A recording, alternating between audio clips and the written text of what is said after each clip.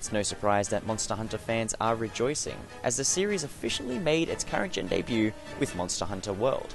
As a result, there are a few interesting changes between previous games in the series, along with some additions that help streamline the experience for new players. This is Matt from New Game Plus, and here's 9 things to help get you started in Monster Hunter World. To begin, Monster Hunter's concept is as simple ever since the inception of the series. Kill monsters, use their parts to forge better weapons and armor. World keeps that trend, but instead gives you a lot more freedom to acquire the equipment you desire. Weapons upgraded can be rolled back and downgraded in case you need to for a fee. This is handy in case you choose the wrong branch in a weapon upgrade tree, or find that you may need to use the relevant materials for something else as you'll retain them from the previous stage. Unlike weapons, armor cannot be rolled back in the same fashion. Utilizing the wish list will assist in ensuring you have the right items at the right time to forge your intended armor set. When at the smithy, select the item you desire, press triangle, and move the item over to an empty slot. Once it has been added, you'll receive on-screen notifications while in the wild once you've gathered enough material to create it. Further additions to the Hunter's wish list can be made through the Forge equipment and upgrade equipment selections at the Smithy main menu.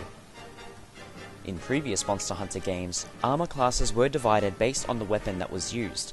Melee weapons such as great swords and hammers used Blade Master armor pieces, while bowgun and bow loadouts would use gunner pieces. This resulted in a huge disparity in defense ratings in favor of the Blade Master types. Thankfully, in Monster Hunter World, this is no longer the case. Blade Masters and Gunners will instead receive defense or resistance based stat boosts depending on the weapon used, and can equip any armor they please. It is still important to consider creating diverse armor sets depending on the skills or elemental defenses you require. For example, a set with a high versus dragon defense rating when fighting elder dragons later on in the game. Your defense rating and skills along with their levels can be reviewed by accessing the menu, then items and equipment, then equipment info. If you decide to head out of the camp before creating or joining a quest, you'll start an expedition. This requires no fee to undertake or time limit to adhere to. Expeditions are best used for completing bounties, requests that reap rewards such as new fast travel locations, camps, and much more. It is also used for collecting common materials for forging and combining for tougher quests, so if you're ever feeling like you're underleveled or short of supplies, be sure to use expeditions to grind for resource points, buffing, or even healing items.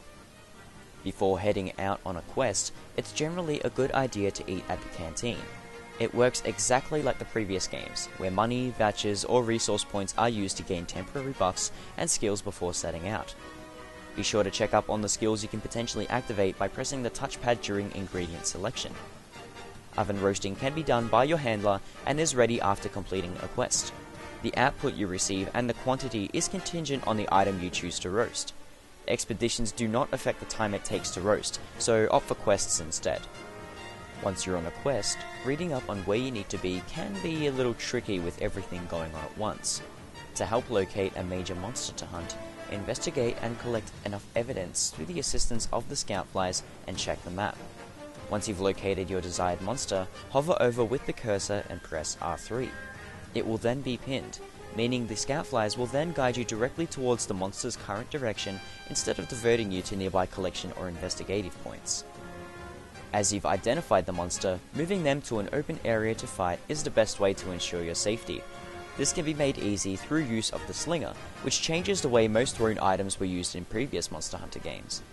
Snap your reticule to the nearest target by pressing L2 and then press R2 to fire.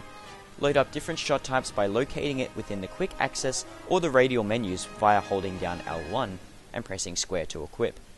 Items that can be loaded into the Slinger include stones, dung pods, poison and paralysis knives, and plenty more. Lastly, an added benefit of hunting monsters in such a thriving competitive ecosystem involves encouraging them to fight each other for territory. You can incite turf wars while major monsters are in the same zone by using items like the Slinger to distract and lure them within close quarters. From there, you can enjoy the brute force on display, or ensure your weapon is sharpened or reloaded, set up traps, or hop from a nearby ledge for a well-placed mount. Like in Monster Hunter Generations, your teammates can attack the monster while mounted and it will not flinch or eject you, so don't hold back. And that just about does it for 9 things you need to know about Monster Hunter World. There's plenty more to discover and conquer in the new world, so enjoy the ride and sound off with some of your favourite tips in the comments section below. For more video game coverage and reviews, be sure to like and subscribe to us here at youtube.com/NewGamePlusTV. Thank you very much for watching.